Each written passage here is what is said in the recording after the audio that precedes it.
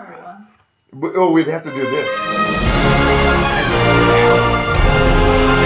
No.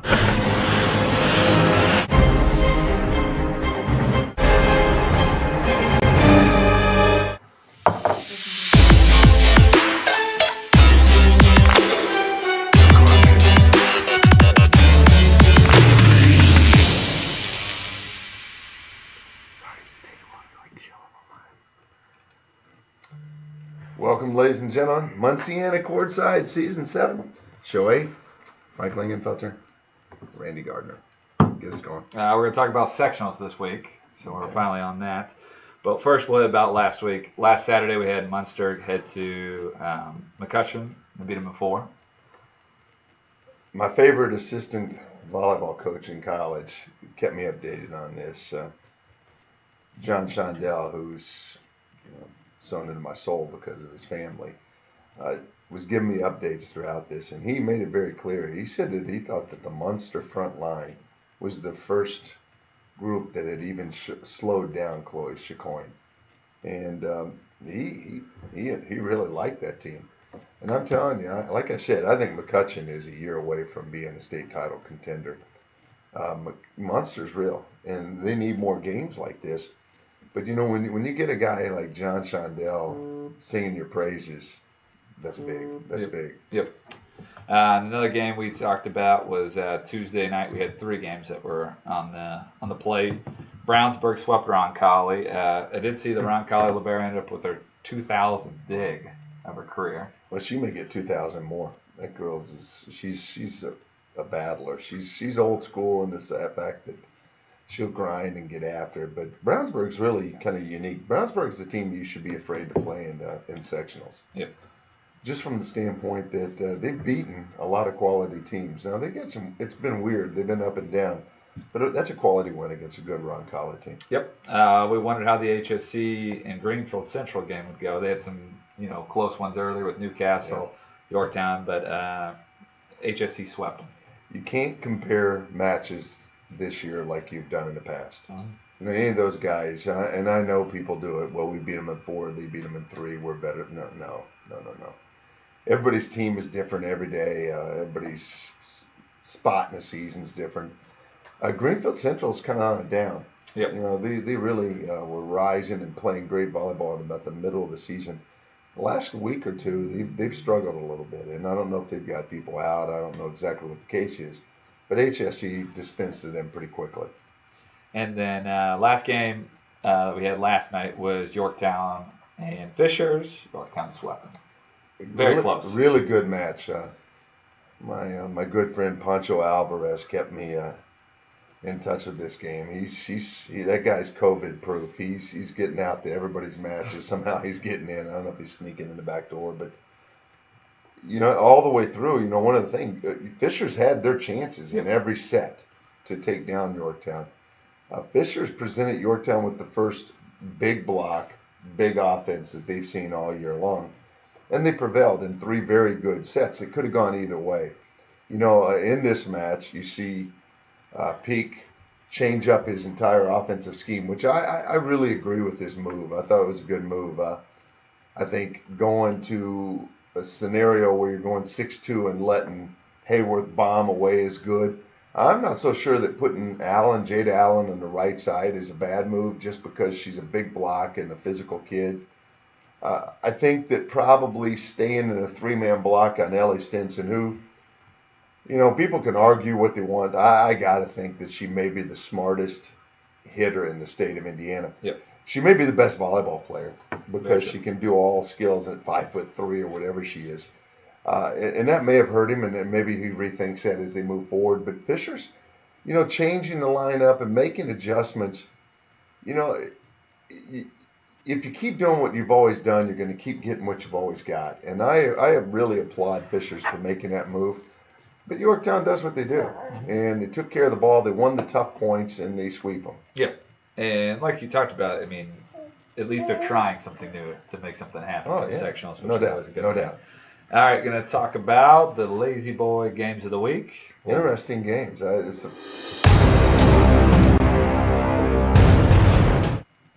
No, really interesting Yeah. games. I hadn't looked at this before. Yeah. It's Like I said, based on the end of the week coming, right now it's very hard to find out who's exactly playing. So there are probably some other good games we just don't know of. Yeah, well, But reschedules. a lot of rescheduling and everything. But Wednesday night LCC, it's a really good match for these guys against McCutcheon to get them ready for tournament time, being a 1A school. LCC's got some big kids. I don't think LCC's got the ball control or the speed to play with the McCutcheon.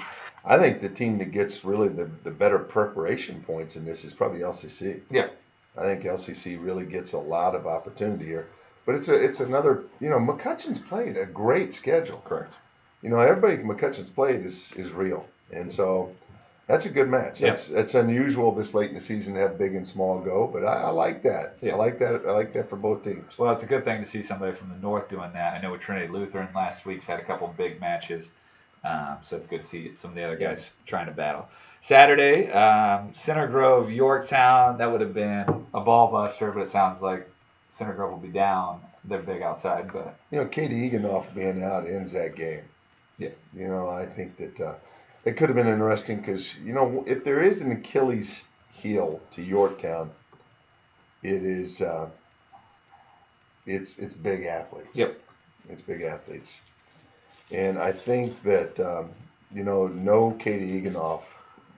I don't think it's going to be much of a match. Bogus is still there to present a little trouble with too much ball control, too much non-air volleyball. Yorktown wins that in 3. Yep. And then Saturday, the 4-way at Belmont is going to be Wapahani and Cowan. They won't play each other. They actually play tonight, but they'll play Leo and Belmont. So they'll both get a taste of some 3A. And I think the big guys might be coming in ready to smack them around a little bit. I really enjoy that. That Belmont tournament has changed dramatically. My good friend Craig Kroll altered that tournament dramatically several years ago so I could make it to a Notre Dame football game. Left our assistant coach there. Yeah, we left everybody and bolted. But it's an interesting format. But I think that's really an interesting tournament. Wap and Cowan, as you said, play this week. Wap's too much for Cowan. Belmont's too much for Leo. Belmont Wapahani could be interesting. Yep. I watched Wapahani and Yorktown play this week, and I didn't think that either team presented as much offense as they're going to need to present to win a state title right now. Yep. Wapahani has a little more offense than people think, but their ball control is a little suspect. I think Belmont could be a good test for Wapahani athletically. They're very athletic, very, very fast team. That's really the showdown you'd like to see. That's an interesting little watch. It should be a good weekend to finish up the season on that Saturday. Good stuff. So not too bad. Next part we're going to get to the Raymond James sectionals to watch.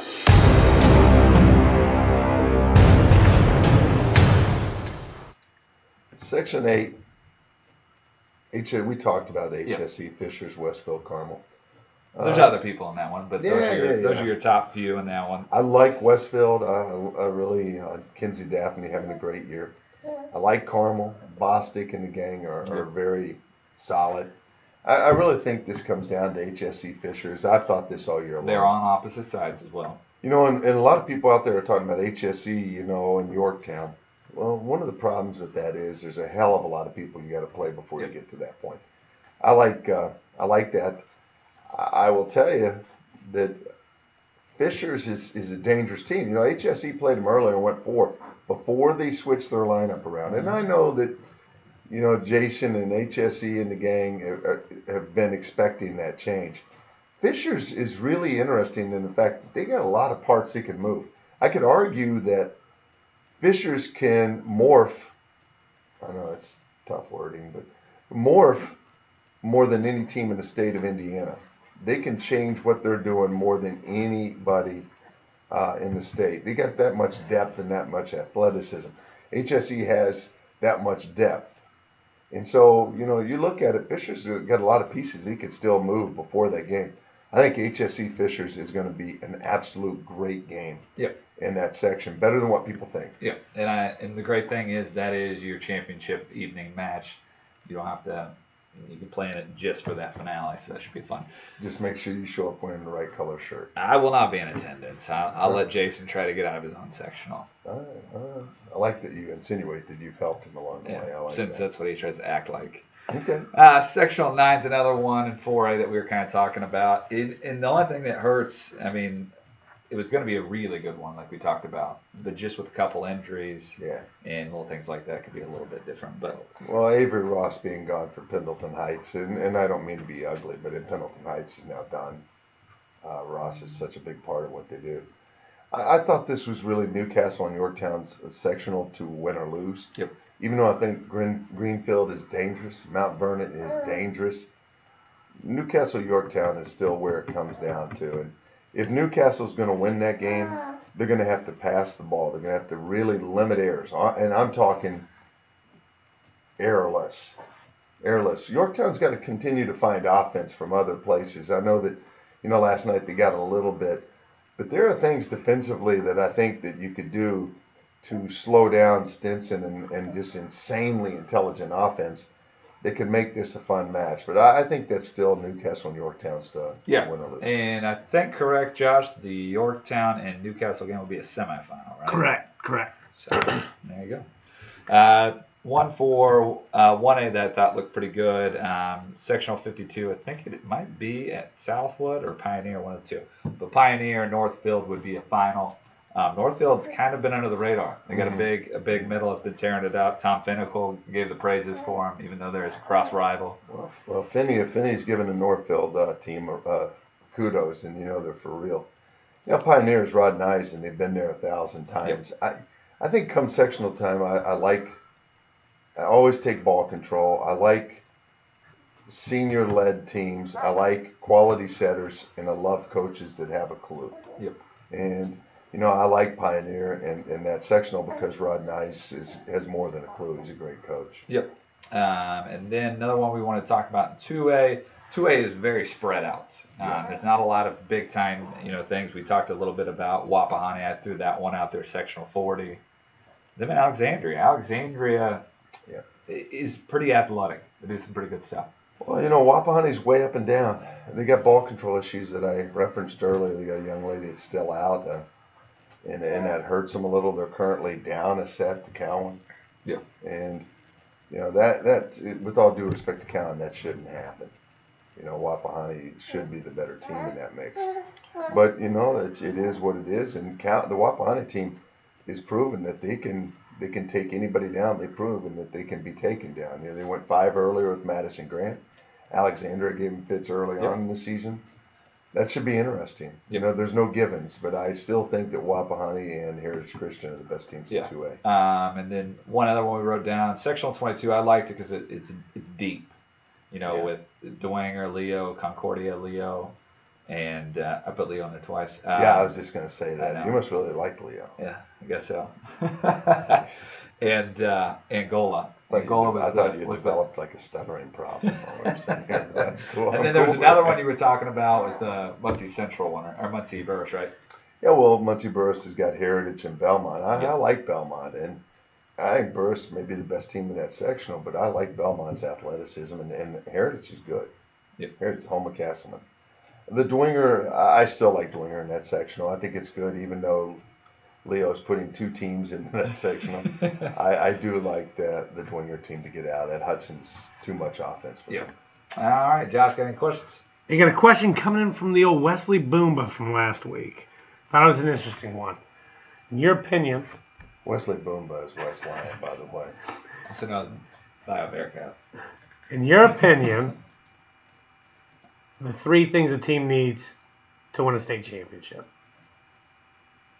I think ball control. I think impeccable ball control. I think teams that take care of the ball take care of business. I think ball control is critical.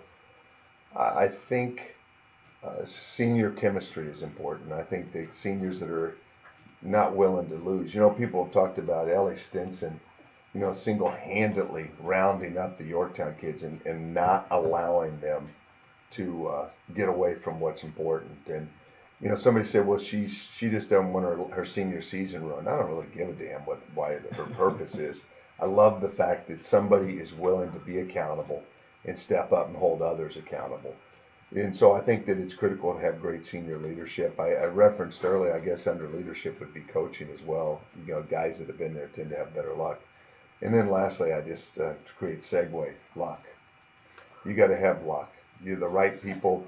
You can't have your best person get hurt. You got to get the right people. Have got to be in harm's way. You got to get a good draw. The sun's got to come up at the right time. There's a lot of luck that goes into winning a state championship. And if you do have an injury, it's got to happen at the right time, earlier in the season versus later in the season. But there is a lot of luck.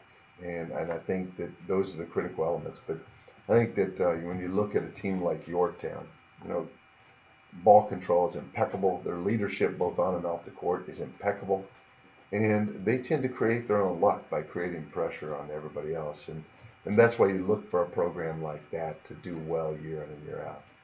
But like you're talking about, I think with the luck, you also, you got to be smart too. You can't put yourself in a situation where, like you were hitting on, put yourself in a situation to get sick or you just got get taken out of the postseason. That's why, like I said, some of these guys are quarantining and doing well virtual school. Yeah.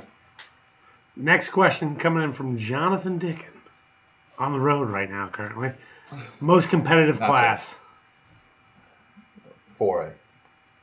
It's your best volleyball from top to bottom too. Yeah, it is, but it's the most competitive. You're a fool if you don't think that Fishers can beat HSE. Mm-hmm. You're a fool if you don't believe that Newcastle has the potential to beat Yorktown. Look at the North. We've talked about it. Munster, LaPorte, Crown Point, Penn. Are all going to be all the same of those regional. guys can beat each other.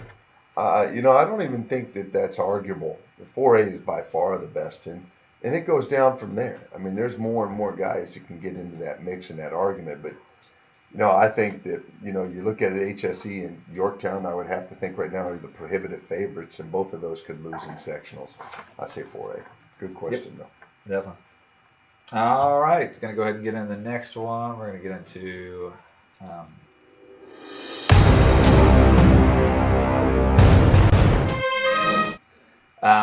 we're going to get into our players to watch. Mm-hmm. So we have 5 on there, and like I tried to do this time, mix it up a little bit. Got a sophomore, a couple of seniors, and some people that are committed, not committed. Kinsey Daphne, having a great senior year, and Ken's is a kid that's been a little beat up at times, and I think she's a kid that's really coming into her own. Sometimes people prosper and bloom late, and she was a kid that early on drew a lot of attention because she's got an insanely live arm, and has been the best player at Westfield for a while. Committed to Indiana early, and is having the type of season that is Big Ten oriented. She's having a great year. Yep, 338 kills, 84 aces, which has been her bread and butter, and then 36 blocks and 216 digs. Libby Steinhardt, DS, Mount Vernon kid, and but it's Mount Vernon Posey. So that's the one down south. Heading to play for our good friend Brandon Rosenthal at Lipscomb, and you look at her numbers, and she's just a good volleyball player. Senior, heading out next year to Nashville to hang out with the Country Stars, but she's a big time player. Yeah, they're flirting around that top 10 and 3A, so they can maybe make some noise down south. 239 kills, 79 aces, 319 digs this year. Gracie Reynolds, setter at Martinsville, uncommitted, very very good player though. Yep. From the land of John Wooden, this kid has put up solid numbers and nearing 1,000 assists. She's had a big year. She's going to be a great player, but still looking for a home. And so many kids are looking for homes right now. That junior, senior class. Yep. And if you see that as a reoccurring theme in what we're doing here, it's because of COVID. 2 things are really hindering those guys. One, they didn't get to be seen last year. Mm-hmm. They were shut off. We shut down everything in March. Well, the recruiting period didn't really open up until, late January, early February. Yep. That was one. So the coaches only had a month to make decisions. Secondly, with the NCAA ruling of all those kids being able to play this year and still get a year of eligibility, it's creating an insane logjam, which is going to create even more troubles down the line. So there's a lot of these kids that are beautiful players, and when you see uncommitted, like Grace Reynolds, It is not a reflection of their ability. It's more indicative of what's going on in the world. Yep. 52 kills, 54 aces, 29 digs, 228 digs, 852 assists. She officially had crossed 2,500 this past week. Yep. Olivia Phillips, senior, uncommitted, HSE kid, part of the 4-2 monster of Jason Young and the Royals. Really a young lady who's, I think, will find a home. She's a great kid. You're not going to find a better kid. One of my favorite people. And a kid that will fit into a great system at some point. She's the ultimate teammate, is willing to do whatever it takes for this HSE team to get over the hump. And, like I said, just another one of those kids that's uncommitted, not because of ability, but because of circumstances. Yep. 76 kills, 54 blocks, 48 digs, and 517 assists. She just crossed the 2,000 mark of her career this past week as well. And then Avery Hopson, sophomore. I spend a lot of time talking about Lauren Harden and some of the other weapons in that team, Garner and Wallace and whatnot. But Avery Hopson is the real deal. She's a high flyer, really getting her chance this year to, comes in now and has sat down and watched a little bit last year as a freshman. But as a sophomore, she's starting to do some damage, and she has unlimited potential. This kid, I don't know, sky's the limit. You love athletes, but you love athletes who are willing to be coached, and that's Avery Hopson. Yep. This year, stat-wise, she's at 144 kills, 19 blocks, 32 digs, and that is on an HST team that's only played 20 matches this year. So, normal year, she'd be probably closing in on 300. So, but you think about that, it kind of goes into HSC heading to the tournament. I mean, they're going to have a freshman and sophomore on the left side this year, so they got a lot of firepower for a couple years. Yeah, and they got a lot of firepower, but it's also a lot of pressure on young kids in a big pot. So, Any questions, Joshua? 2 questions. Huh? First question coming in, wondering if Class 4A is the most competitive. Does that mean it's got the most parity on who could win? Yeah, I do think so. I think 2A has a lot of parity. You got to, No, Tigers win it, and we're talking Yorktown. That's all I got to say. For the record, Randy got a lesson in astrophysics in regards to what 7 trillion miles is light years. But it doesn't matter, Jason. Get you some red, buddy. Buzz Lightyear here thought that he's still not changing. He's still sticking to it, even though I said that's an awful lot. That's more than you can count on your hands and feet. But I do believe, unlike Buzz next to me, I do believe that it is the most parity riddled. I think 2A is a lot. I think 4A by far the most. Like I said, when a team like HSE, who I think has been the best team in the state all year long, and a team like Yorktown, who's been the best team in the state, arguably for the last 10 years, are capable of losing in their sectional, I think it's a no-brainer. Yep. All right. Next question. Oh, sorry, I got a second one. I forgot. Come on, man. I like when the producer says shut your pie. I like that. Cowan took first set, by the way, 25-21. Old news, buddy. I already announced it. I don't know. I was getting fired up at Jason. If you had one sectional you had to watch, which sectional would it be? You answer it first.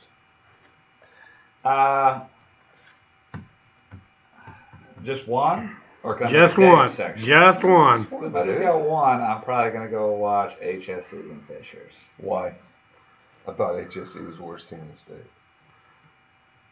I didn't say they're the worst team in the state. I said they're going to make the state finals, but they could trip up to Fishers. So Yorktown's. Why do you want to go watch that match? Because that would be an interesting match still.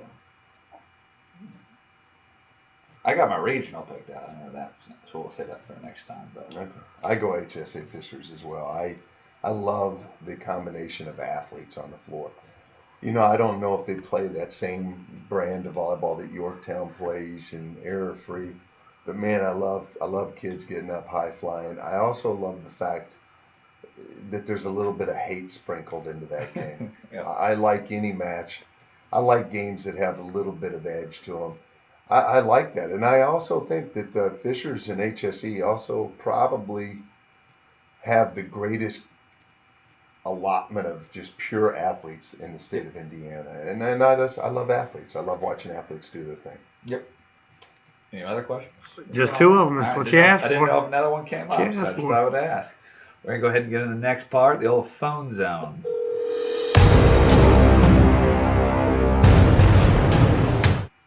Calling an authority here. Hello. Well. Hi. How are you doing, baby?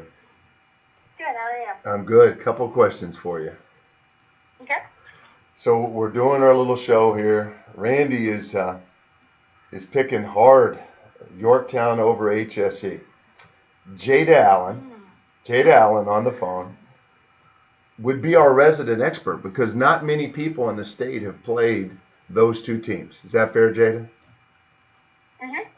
And Jada is an outstanding young. I just talked earlier, Jada, about the impact of COVID and how it's not really indicative of the player's ability right now if they don't have a scholarship. It's indicative of the climate and COVID and all the other BS. Jada Allen is one of the best players in the state of Indiana. If you're a college coach watching, you get off your ass and throw some money her way. She's solid. But we're gonna get some questions from you. Last night, give me some feedback on the Yorktown game and how what you thought happened and what could have happened. Okay. I think we had one of our strongest starts we've had all season. Like, I think it's the fastest we played. I think it's the best defense we've had in a while, best blocking. Just pretty good game. And I feel like it happens to us often. Something we've definitely been working on, but we just lost our lead. Like, we were up at 8 points at one point, and it just slowly goes away. And I think that honestly, like, it's such a fast game that it can happen so quickly. And it's the same thing that happened with us in HSC. And I think it's just what makes both of those teams, I don't know, so high level. And it's the reason why they both do so well. And it's also what we're trying to work on and the reason why I think we'll have a good next couple of games in sectionals and everything like that. I love that. Can you beat those two teams? I think we definitely can. What is it going to take for you guys to beat Fishers? I think we need to up our intensity and we need to up our speed, which are both things that we've definitely worked on. I feel like even seeing the difference between us playing HSC and Yorktown, which are both fast teams, both teams that have not that one player, but it's so balanced all the way around. Like, you have to stick with it, and you have to pick up the speed, and you have to beat them at their own game. And I think the better we get at that, the more we can do it. Like, the more it'll be an intense game, and the better we'll do in the end game. Well, you know, one of the things that people were telling me last night, that the transition speed was the biggest difference between you and Yorktown. And a lot of times, you know, people don't understand transition speed. You do, but it's the reset. You want to retaliate rapidly. Oftentimes that's in the middle of the court, sweetie. You know, what are you guys going to do to become better in the middle of the court before next week? I think our middles are so different. Like, we have Grace, who's a huge blocker. She's up there all the time, and she's doing her best. And then we have Ava, who's a huge attacker. And, you know, there are things that both of them can work on for sure, but I think the same thing I've said, like, the more we do it, the better we get. And I see it every game happening. Like, I feel like every time something happens. Like, at HSC, I feel like we got beat so often, like, not just middle to outside, because it was boom, boom. It was like middle's up, and middle's up, outside's up, center setting, over the net, like, beat up all the time. And even with Yorktown, the same things happened, but we were there. Like, I just feel like it just needs to happen more, and the more it happens, the better we get at it. It's not like we just, I don't know, turn over and let it happen. Like, we catch it, but I feel like we haven't, I don't know, we're not used to that, you know? Yeah. Lineup changes last night. Some adjustments. So, you know, all of a sudden moving people around and doing things. Did Yorktown see a better team than HSE? I mean, they'll see us. No. Did Yorktown see you at a better? Was the Fishers team that Yorktown saw last night better than the Fishers team that HSE saw? Oh, absolutely. The HSC game was so many of our errors, and like myself too. There were plays where it was no one's blocking the middle because we're focused on center, or no one with the outside because we're focused on the slide. But yesterday, like, it was just everyone knew their job, and our defense was crazy. Like, our defense is on everything, and it wasn't like on your heels, wait for it to happen. It was like, get in there, take the ball, it's my ball, not someone else's. which I feel like we haven't had in the past. That may be, you've had a great 4-year career. That may have been, you could argue, the best you've played against a Yorktown team ever. Oh, definitely. That's definitely. awesome, and it's a perfect time for that. What do you have to, last question for you, what do you have to do personally to make sure you get your team ready for the sectional battle, which could come down to mud sock too? Yeah. I talk to coaches. My family chooses a word every year. Like my word for the past couple of years has been more. It's just give more to the people around you, do more. And I feel like I've been so comfortable with kind of my spot and things I've been doing, but lately it's just I just want to be able to do more. Like me being a middle in the past, like there's so many runs that we just haven't tried before that even we tried last night, and it's just new things that I know I can bring to the team, as well as things that I haven't done yet, which I'm sure like at some point I might do. Like I want to be able to play back row for the team, and I want to be able to serve and do all these things. I know like me especially, like out of system has never been a strong suit of mine until like this year, and it's just something that like I know I can help this team with personally, is be that player where it's that crazy ball, like they know they can count on me, or be that player if they see the role, like they know I'm not on my field, but I'm there for it. That's an awesome answer. The late, great Kobe Bryant, I'm a huge Kobe Bryant guy. The late, great Kobe Bryant said once that he loved losing because he learned more in a loss than he did in a win. In a nutshell, what did you learn last night, either about yourself or your team? Because I love how excited you sound right now to play HSE. I love that. And it's one of the things I love about you. But what did you learn last night? Give me one thing. Me,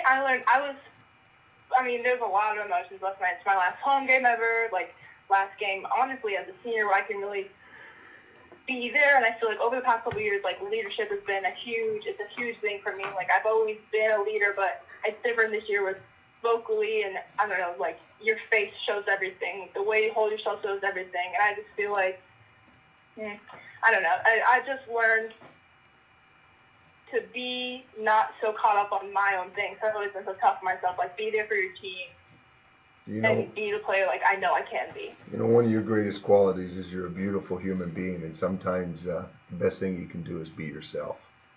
And that's kind of what you're talking about. That's awesome, babe.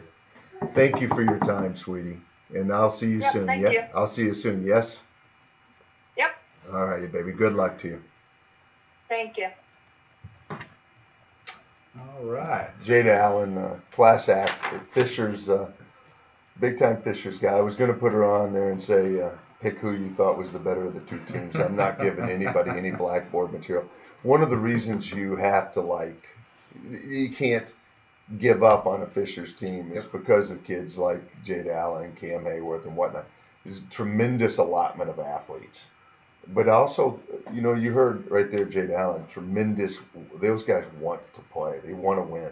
9 seniors. Hungry kid. 9 seniors. And I think that I've said in the past, having a senior-laden team is good because those guys aren't ready to go home. They're not ready to turn off the lights at the party. Yeah. And everybody knows you don't want to be the first to leave. Yep. Always be last, Randy. No doubt. We'll still work on that. It's never been your forte, but we'll work on that. All right, we're going to get into the final season rankings.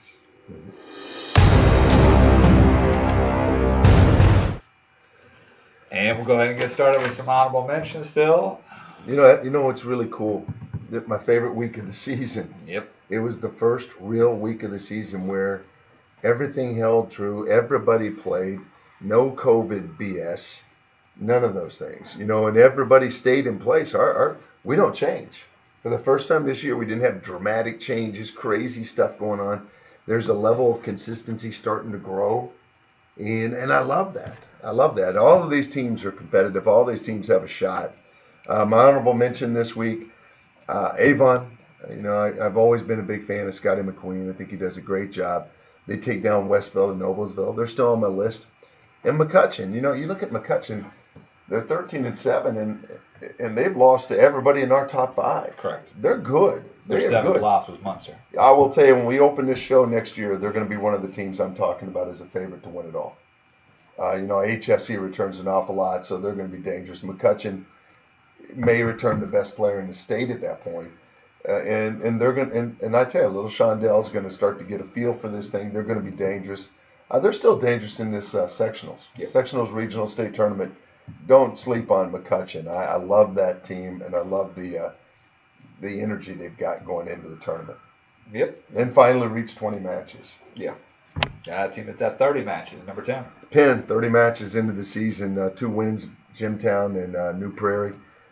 Penn, you don't count them out. Unbelievably well coached. In arguably the toughest section of the state right now. Historically good. Have made runs to state championships. Always have great athletes.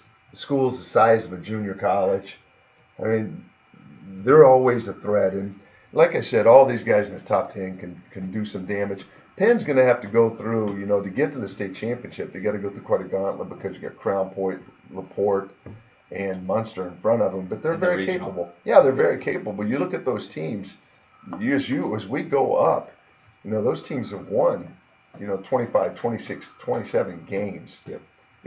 Like I just said, McCutcheon's got 20 games under the belt. These guys have won 25 games, 26 games. Yep. Number 9. Fishers. Their only loss to beat Noblesville would be the Greenfield Central team that's been giving people trouble. And then they lost to Yorktown in 3 very, very good sets. Fishers, 9 seniors, and all of which are pretty athletic. And this team is capable of doing some things.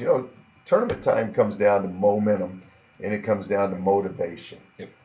If you're not motivated with 9 seniors, then you don't have a pulse. So I like Fishers at 9. Yep. Show favorite, number 8. Providence. Best fans in the land. Trying to get back there. Well, I'm just hoping that I don't know what the attendance policy is yet at the state championships or even the sectionals or regionals. Providence needs that crowd to get it going, but they're starting to steady out, and that's what Parika's team does in the end of the year. Yep. They always steady. They always show up. Don't count these guys out. Number 8, Providence. Yeah. Number 7. Crown Point. If I hadn't called Jada tonight, I would probably reach out to Coach Duncan, one of my favorite coaches in the state. Last time I saw her was after one of the most horrific moments in state championships when Chacon went down. But I was amazed with her class. I was amazed with her just poise, under fire. Okay. And as we go into sectionals, I like her chances at 26-3, but I love her chances with that kind of poised coaching demeanor. That is very comforting to the kids that play for her. I like Crown Point. Yep. All right. Number 6, our 3A guy. Dwinger's my 3A state champions right now, unless somebody jumps up and or they get ahead of themselves. You got to play one game at a time. Okay. And at 24-2, they're doing a beautiful job. They're on a big roll, but it's one game at a time. You win each day. I'm going to win today. I'm going to win the next day. And they got to put that together. And once they do that, sometimes they've looked past some people. Yep. And I think they learned that lesson last year. I think that Dwinger's, like I said, learned that lesson. If they got to score a lot of points when Hudson's in the front row, but that's my 3A choice. That's also my number 6 choice. Yep. Top 5. LaPorte. They took down Merrillville and Valpo. I love LaPorte, and it's been no mistake unless you're Helen Keller. I've been a big fan of the North, bigger than ever before. I'm really anxious to see them. The COVID, I haven't been able to see much of anybody. Yeah. And now, like I said, I got to see Yorktown and Wapahani. It's starting to lighten up a little bit more, and you can get in and see games. But I love the North, and I love that little team. Yep. They're number 5. Number 4. Munster. They've got a host of kids going to play D1. They're big and physical, and as Johnny Shondell said, they slowed down Chacoin, which no one else in the state has been able to do. No one. And when he says that means they're big and physical at the net. All they did this week was win 3 more times, sitting at 26-2. We'll go into the tournament with 27, 28 wins probably. That's as good a team as you're going to run into. Another game they won this week was Antrim. We talked about Antrim being a great athletic. Yes. Athletic. And most of these teams haven't had to play great athletes. No. All right, number 3. Newcastle. They're winning. They're at 16-4 now. Beat a good Burst team. Beat a depleted Pendleton Heights team. A rebuilding Delta team. A New Pal team that's up and down. But 16-4. They're a very solid team. They've got some things they got to do. They've got to pass the ball. Newcastle's capable of beating anybody in the state if they have an absolute lights out clean game. They play clean, watch out, because offensively they will take you to task at the net. I will tell you, I think the best two middles on one team in the state of Indiana, Newcastle. If they can pass it, they get those guys going. Yep. They're dangerous. They are. Number 2? Yorktown. You know, Yorktown is, I watched Yorktown play. Yorktown's got to find a way to get a little more offense. They got to squeeze a little more out of people. You know, bringing Ellie Stinson into the middle of the court is brilliant because she's the smartest hitter in the state of Indiana. You roll up the line and cover the tees, the 10-foot line, she's going to throw the deep corners. You roll back to the corner, she's going to throw to the tees. She's brilliant. She's brilliant with that. She's the most offensive 5'3" kid in the state of Indiana. She's the bona fide leader, maybe the best leader in the state right now. But I don't think Yorktown gets through HSE unless they find a way to get more offense. I think that Yorktown is defendable because they're not as deep offensively as they normally are. They're defendable, and that's for people to figure out how to do it. But I also will tell you, I watched them play Wapahana, and they probably passed a 2.6 on the 3.0 scale, which is remarkable. Maury and Stinson are spectacular. Powers, congratulations, heading to Air Force, is a beautiful kid off the bench. Salih, a beautiful kid off the bench. They got 2 freshmen on their bench that would start for every high school team in this state. That aren't even, these kids aren't playing. These kids aren't even moving. They're on the bench, and these 2 kids are capable of playing, maybe being the bros in 90% of the high schools in the state of Indiana. That's how deep these guys are in the ball control element. But you know what? You can pass a perfect pass, but if you can't find a way to offensively attack the ball, then your passing's negated. They got to find a little more offense, and if I will tell you right now, if there's a coach in Indiana that's going to find it, Steph Bloom. Trust me, Steph Bloom. Number 1. I've had troubles all year long with you on this, and I've got a lot of people on my side giving me feedback on who's the best team in the state of Indiana. I don't just trust my own eyes. I go to noted authorities, and you know, one of the things when you said light years is boy, that's exaggerative at best, but you know, HSE is led from start to finish, and that's what I'm talking about right there. That's how upset, you know, one of my guys is. And so when I make these picks, I don't just randomly pick out teams from you know, just HSE. Jason's a good dude. No, I go to noted authorities. I go to people who understand this. And when you say things like HSE will lose here or HSE is light years behind, it upsets my people. Come on in. Come on in. You know, and he is wearing blue. He is wearing blue, and this guy wants people to know that HSE has been number one the entire season. The entire year, HSE has been number 1. He's voted all year. See, he's laughing at Randy right now. He has voted for HSE every step of the way. HSE, he's looking at him. He wants a piece of Randy right now. Stay back, big fella. Stay back. Fishers and HSE will settle this. Yorktown HSE will settle it. HSE, number 1 in the state. We will see you next week, and we'll be ready to talk about sectionals. We're done. We're done.